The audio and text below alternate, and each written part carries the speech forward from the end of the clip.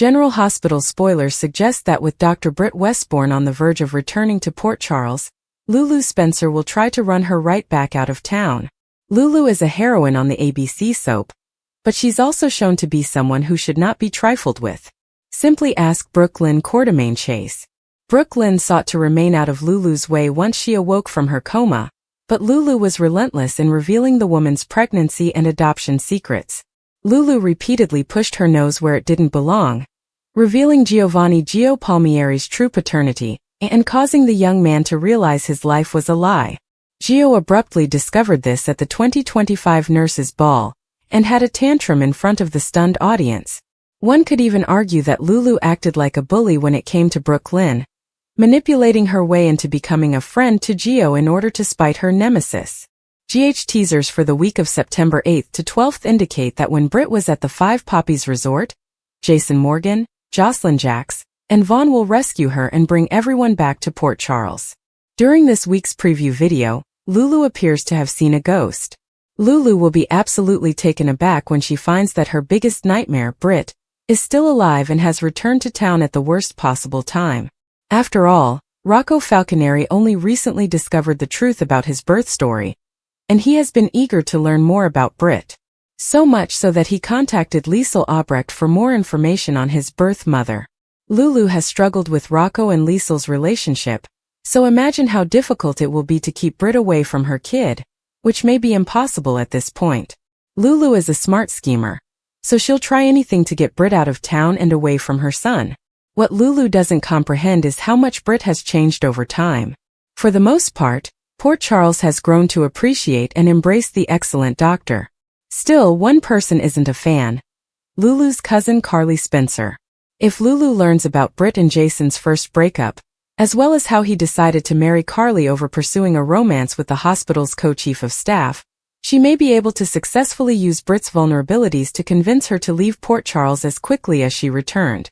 The last thing Lulu wants is Britt staying in the small community, growing closer to Rocco, and undoing any progress she's made with her son. After all, Lulu has just recently returned to PC after spending 4 years away from her family and re-establishing relationships. General Hospital spoilers suggest that Lulu is not only determined to keep Britt away from Rocco, but she also has no limits when it comes to doing the right thing.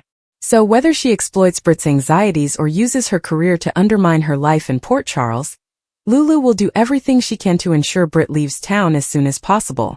CDL is the place to go for the latest General Hospital spoilers, updates, and news, so check back frequently for the most juicy GH intel.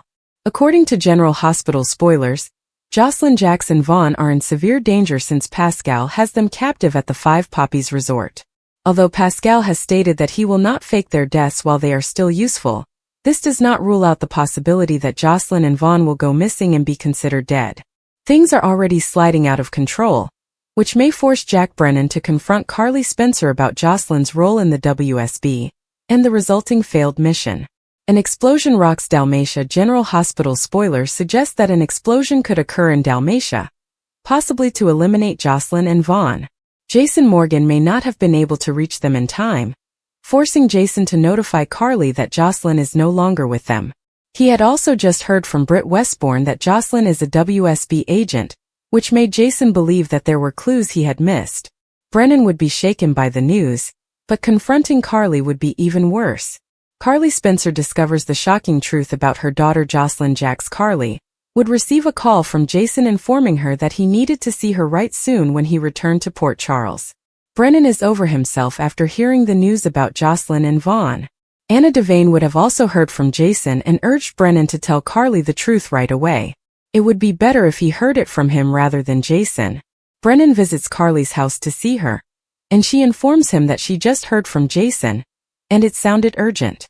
Brennan would gravely tell Carly how he recruited Jocelyn to the WSB, sent her to Dalmatia on a mission, and now she is assumed dead. Carly would lose it and slap Brennan. Carly Spencer vows revenge against Jack Brennan, now that she learns everything about how Brennan lured her daughter into the WSB, resulting in Jocelyn's death. Carly vows to destroy Brennan. She would warn Brennan that he would face severe consequences for murdering her daughter. She would explain again that she could not bear losing another child, and she would resent him for costing her Jocelyn. She would inform Brennan that she will ensure retaliation for his actions. She will never let this go, and she regrets ever being with him. If she had realized that this would cost her daughter's life, she would have stayed away. Jason comes and consoles a distressed Carly, who orders Brennan to leave her sight. What do you think? What are your thoughts? Do you believe Jocelyn and Vaughn may be presumed dead in Dalmatia? Do you think Carly will be able to handle losing another child? Will Carly exact revenge on Brennan for costing her daughter? Keep watching General Hospital, which airs on ABC weekdays, to find out what happens next. Don't forget to come back here on a frequent basis for the most recent General Hospital news, information, and spoilers. Lulu Spencer's heels clicked forcefully against the glossy flooring of General Hospital, echoing along the practically empty corridor as she approached the nurse's station. Her jaw was set, and her eyes narrowed with a fire that hadn't burned so brilliantly in months. Port Charles had always been a place where secrets festered and loyalties moved like sand, but Lulu had had enough of playing nice. Britt Westbourne, the woman who waltzed into town with a sharp wit and even sharper ambition, had crossed a line. Lulu wasn't simply upset, she was on a mission. Britt needed to leave, and Lulu was determined to make that happen, whatever it took. The air in Port Charles had been thick with anxiety since Britt's return. She maintained that she was not the same woman who had departed years before. The old Britt who schemed with her mother, Dr. Liesel Albrecht, and crushed hearts without hesitation, was said to be gone. This new Britt was a respected doctor, co-chief of staff at General Hospital, and much to Lulu's chagrin, had wormed her way into the good graces of half the town. But Lulu wasn't buying the repentance story. She'd seen how Britt worked, smooth, calculated, and always at an angle. Whether it was her flirtations with Dante, Lulu's ex-husband, or her uncanny ability to sidle up to strong figures like Sonny Corinthos, Britt had a talent for putting herself where she wasn't wanted. And Lulu, who had battled too hard for her place in this community, wasn't going to give Britt what was hers. It began with tiny things, a comment here and a knowing smirk there. Britt had a way of provoking Lulu without ever being hostile. Britt had made a point of praising Dante's efforts with the PCPD during a recent hospital fundraiser, her hand lingering just a little too long on his arm as she laughed at one of his jokes. Lulu felt her blood boil as she stood across the room, grasping a glass of champagne too tightly. After the divorce, Dante was no longer hers, but Britt couldn't just swoop in and establish a claim. And it was not only Dante. Britt had been cozying up to Maxie, Lulu's best friend, offering her a position at the hospital and stopping by Crimson's office with coffee and praises. Maxie, ever the optimist, thought Britt was trying to turn over a new leaf. Lulu recognized it for what it was, pure and simple manipulation. The breaking point occurred when Lulu overheard a conversation at Kelly's diner. She was grabbing a coffee, attempting to clear her mind after a long day at Crimson, when she heard Britt's voice from a corner booth. Port Charles is small, but it's home, Britt explained to someone Lulu couldn't see. I'm here to stay, and I'm not letting anyone push me out again. The words hit Lulu like a slap. Britt wasn't simply settling in. She was burrowing her claws into the community and Lulu's world. The thought of Britt establishing roots and becoming a permanent presence in Port Charles was terrible. Lulu had spent years making her home here, raising her son Rocco, operating Crimson, and maintaining a positive attitude in the face of the craziness that seemed to surround her family. Britt did not get to just go in and pretend like she belonged. That night Lulu sat in her apartment, a glass of wine in hand, her thoughts racing. She wasn't the sort to sit back and watch things unfold, not anymore. The old Lulu may have cried or vented to Maxie, but the woman she'd become was stronger, shaped by heartache and betrayal. If Britt thought she could charm her way into Port Charles's inner circle, she was about to find out how incorrect she was. Lulu began strategizing, her thoughts focused and methodical. She was not going to sink to Britt's level with devious machinations or falsehoods. That was not her style. But she might outwit her. She might reveal Britt for who she truly was, reminding everyone that the new and improved Dr. Westbourne was only a facade. The initial phase involved obtaining intelligence. Lulu knew Britt's background was riddled with blunders and transgressions. There was her relationship with Patrick Drake, the lies she told about her son Ben, and her ties to Caesar Faison, one of Port Charles's most known criminals. Even if Britt had changed, The skeletons remained in her closet, and Lulu was determined to bring them out. She started by contacting Spinelli, the IT genius with a talent for digging out dirt. Lulu lay forth her proposal over coffee at Metro Court. "I need everything you can find on Britt Westbourne," she replied quietly but firmly. "Her history, present, and anything she's hiding. I'd like to know what she's been up to since she returned to town." Spinelli, always willing to help a friend, adjusted his glasses and nodded. "The jackal is on the case," he remarked with a grin, taking out his laptop. While Spinelli did his magic, Lulu focused her attention on the hospital. General Hospital was Britt's stronghold, where she had established her new reputation. If Lulu could undermine her there, she would strike Britt where it hurts the most. She began by speaking with Elizabeth Weber, a nurse who had known Britt for years and wasn't exactly a fan. Elizabeth didn't hold back during her meal at the Floating Rib. "Britt's good at her job, I'll give her that," Elizabeth observed, stirring her iced drink. "But she always has an agenda. You don't just brush off a past like hers." Elizabeth brought up stories of Britt disagreeing with some of the hospital's board members, particularly over budget decisions. It wasn't much, but it was the beginning. Lulu tucked the information aside, knowing she might use it to cause trouble. The following phase was more personal. Lulu felt Britt's charm assault against Dante was a weakness. Dante was a good man, but he wasn't immune to flattery, and Britt was dishing it out generously. Lulu decided to remind him who Britt truly was. She brought him over to talk about Rocco's school schedule, a neutral issue that wouldn't arouse his suspicions. As they sat in the living room with Rocco playing video games in the next room, Lulu casually mentioned Britt. "I heard she's been spending a lot of time at the station," she remarked, keeping her voice light. "You know Dante, she has a history of exploiting others to get what she wants." "Just be careful," Dante scowled, his cop instincts kicking in. "Do you believe she is up to something?" he asked. Lulu shrugged and planted the seed without pressing too much. "I just know what she's capable of," she added, allowing the words to hang in the air. Over the next 2 weeks, Lulu's campaign gained traction.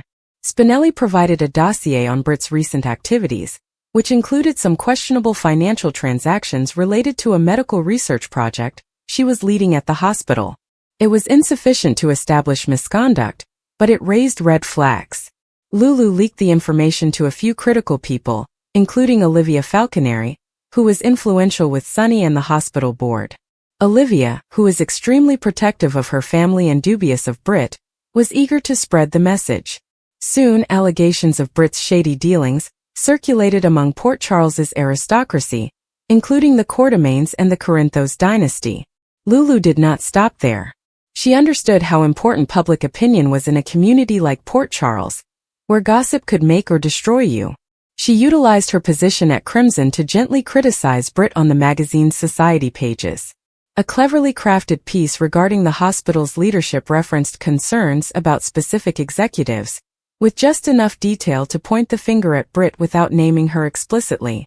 When Maxie questioned her about it, Lulu pretended to be innocent. "It's just business, Maxie," she explained, glancing through a stack of proofs. "Crimson reports the truth, even when it's messy." Maxie wasn't persuaded, but she didn't argue, not yet. Britt, for her part, was not unaware. She observed a shift in how people looked at her, and how conversations at the hospital became quieter as she approached. She'd been through this before. Port Charles was never an easy place for her, but she wasn't about to give up. One evening she confronted Lulu in the Metro Court bar, her voice low and chilly. "I know what you're doing," Britt murmured, leaning closer. "Do you believe you can run me out of town with your little whispers and innuendos? I've been through worse than you, Lulu, and I'm still here." Lulu met her eyes, unwavering. "This isn't your town," she explained simply. "And it never will be." The confrontation just strengthened Lulu's resolve. She doubled down, reaching out to old pals like Carly Corinthos, who had a past with Britt and wasn't afraid to exact some revenge. Carly agreed to organize a charity event at the Metro Court, which would conveniently showcase Britt's prior mistakes. The event was touted as a celebration of General Hospital's history, but Lulu ensured that the program included a tribute to some of the hospital's more scandalous moments, many of which featured Britt. The slideshow, created with Spinelli's assistance, was subtle but effective, featuring photographs and headlines that reminded everyone of Britt's less-than-stellar track record. Lulu watched the event from the sidelines, her heart racing. Britt stood near the front, her face a veneer of calm, but Lulu could feel the stress in her shoulders. The room was alive with murmurs as the slideshow played, and by the conclusion, Britt's carefully manicured image was beginning to crumble. People were conversing, but not in the way Britt preferred. Lulu felt a thrill of satisfaction, but she knew that was only the start. It would be difficult to get Britt out of Port Charles. She was a fighter with her own allies. But Lulu was prepared for the long game. This was her town, her family, her existence, and she was not going to let Britt Westbourne take it away from her. The weeks that followed featured a chess duel. Britt pushed back, leveraging her position at the hospital to mobilize support. She made a point of being seen with powerful persons such as Monica Quartermain, who admired her medical abilities, and even persuaded Ned to support her on a hospital project. But Lulu was unrelenting. She kept the pressure on, utilizing every link she had to undermine Britt's trustworthiness. When a hospital board meeting was scheduled to examine the study project related to Britt's suspicious transactions, Lulu ensured that Spinelli's dossier was distributed to the appropriate persons. The meeting did not go well for Britt. While no one could show misbehavior, the board was concerned enough to question her status as co-chief of staff. Lulu's personal life, on the other hand, was becoming increasingly stressful. Maxie, torn between her commitment to Lulu and her budding friendship with Britt, was frustrated. "You're obsessed," Maxie informed her one night while drinking. "Britt isn't perfect, and neither are you. Why don't you just let it go?" Lulu didn't have a good explanation that Maxie would accept. The reality was, this was about more than simply Britt. It was about all Lulu had fought for and lost. Britt represented every threat that had ever attempted to unravel her life, and Lulu was not going to let her triumph. As winter descended in Port Charles, the tide began to turn. Britt's allies were beginning to falter, and rumors about her history grew louder.